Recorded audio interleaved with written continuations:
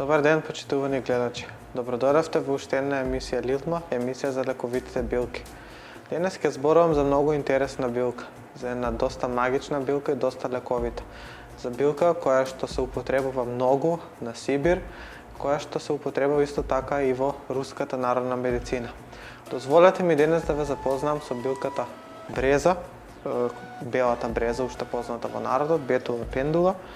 Значи, белата бреза е всушност листопадно дрво и доста лековита билка, која што може да достигне висина и до 30 метри.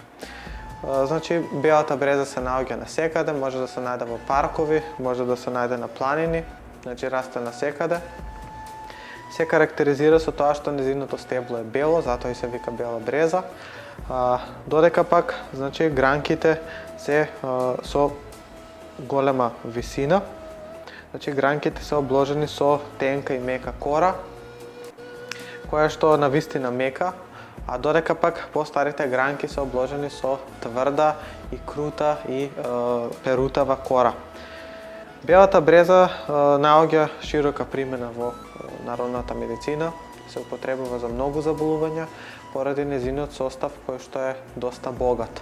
Значи, во незиниот состав, незиното фармаколошко дејство покажува дека таа всушност во незиниот состав има доста витамини, доста минерали, од типот има доста флавоноиди, има доста танини, доста сапонини, потоа има витамин С.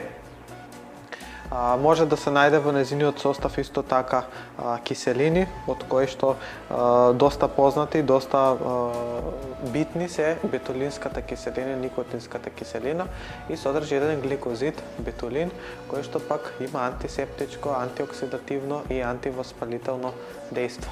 Значи, самата билка има еден диуретичен ефект, аналгетски ефект и антивоспалителен ефект. Оваа билка се употребува, значи кај оваа билка се употребува листот, се употребува цветот кој што е во форма на реси, значи цветот се бере сега, се употребува цветот, листот, кората, значи младата кора и во некои случаи внатрешната кора, но не би препорачал бидејќи така ќе го уништите дрвото и со тоа дрвото ќе се исуши, па затоа наредна година нема да имате можност да наберете. Затоа употребувајте ги листовите, цветовите и пупките. Оваа билка, значи, се карактеризира со тоа што расте исклучително на специфични места. Значи, освен тоа што може да се најде насекаде, претежно сака влажни места. Лековито кај оваа билка е исто така и сокот, не заборам да напоменам, значи сокот кој што се вади во февруар месец, бидејќи оваа билка навистина има голем спектар на лекување, а сокот е една од тие лековити компоненти кои што изобилува со шеќери и доста супстанции кои што се навистина потребни за човечкиот организам. Во народната медицина оваа билка се употребува за лекување на водената болест, односно за лекување на едема, значи оваа вода дејствува на подобрувањето на функцијата на бубрезите. Со тоа што се вади вишокот на вода има јако диуретично дејство. Значи го вади вишокот на вода од организмот, а со тоа се намалува и крвниот притисок. Потоа може да се употреби за собирање на вода во организмот, поготово кај срцеви едеми, значи бидејќи рековме дека го вади вишокот на вода од организмот. Потоа се употребува кај артеросклероза, бидејќи ги чисти крвните садови, бидејќи самата билка дејства на чистењето на крвта. Изобилува со витамини и минерали кои што се навистина потребни за организмот. Се употребува кај болки во главата, може да се употреби кај болки во грлото, може да се употреби кај болки во зглобовите. Зошто? Бидејќи има доста салицилати во незиниот состав, кој што пак тие салицилати се многу блиски до аспиринот, кој што исто така знаеме дека се користи против болки. Па затоа ова ви е една од билките која што дејства како природен аспирин. Може да се употреби кај болни и нередовни менструации, кај обилни менструации, односно обилни крварења во организмот, крварење без разлика какви станува збор, значи внатрешни или надворешни. Потоа може да се употреби кај грип, настинки, прехлади. Се вели во народот дека секој кој што пие чај од бреза редовно тој нема да заболи од настинки, грип и слично.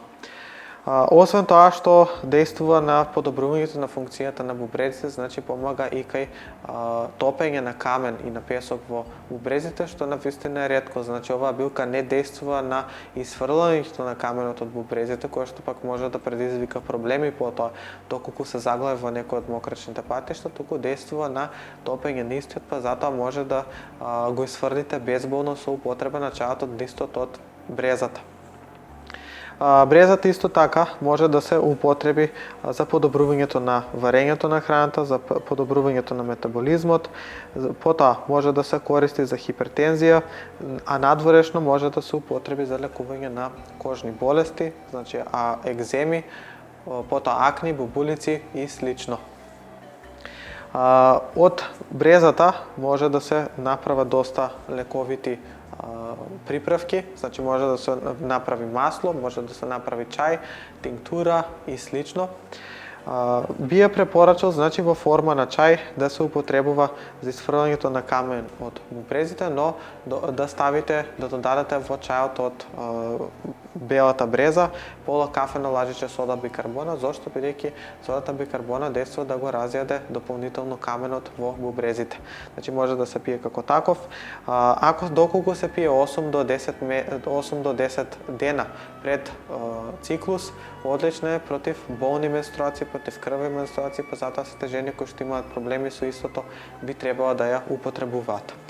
Поради сапонините кои што ги содржи во составот, оваа билка е одлична да се употребува за лекувањето на сите респираторни заболувања, односно може да се употребува кај кашлица, може да се употребува кај бронхитис, кај пневмонија, кај туберкулоза, секако сама, но ја би препорачал да се употреби со други лековите билки, односно во комбинација со други лековите билки, како што се плукникот, џелфијата, црниот или белиот слез и друго. Пупките пак може да се употребат за, бидејќи во пупките има доста етерично масло, каде што пак обратно од листовите, каде што листовите пак изобилуваат со витамин С, додека пак пупките изобилуваат со етерично масло. Значи витаминот С може да се најде во помали количини во пупките, додека пак во пупките има доста етерично масло, но има многу помалку витамин С отколку од листот. Ресите пак се употребуваат за проблеми со масноти и триглицериди. Значи од нив се припрема чај, лекови чај кој што е одличен против масноти и триглицериди. Потребно ви е 2 супини лажици реси, значи цветот од белата бреза, се попаруваат со 500 мл зовриена вода. Да стои поклопено 20 до 30 минути, се процедува и овој чај се пие по 2 шоји на ден, односно по 250 мл на утро на главно, 250 мл на вечер, 30 минути пред вечера. Овој чај се пие 2 недели, потоа се прави пауза од една недела и по потреба се повторува третманот. После 1,5 месец од примање на оваа терапија, пожелно би било да си направите контрола на лекар за да проверите вашата здравствена состојба.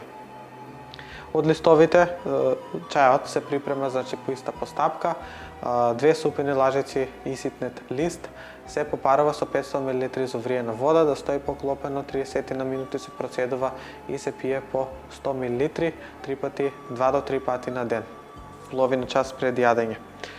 Од листовите исто така може да се припреми масло, кое што е одлично против сите кожни заболувања, значи надворешно да се применува, но ова масло би го препорачал за сите оние кои што имаат физичка работа, поготово после тренинзи, после некоја физичка работа, значи бидејќи ова маса се употребува против воспаление на мускулите, против истегнати тиви и слично, значи одлично делува против сите воспаленија. Како се припрема?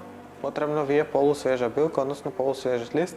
Еден грст се налева со 500 мл лано цедено маслиново или лано цедено сончогледово масло.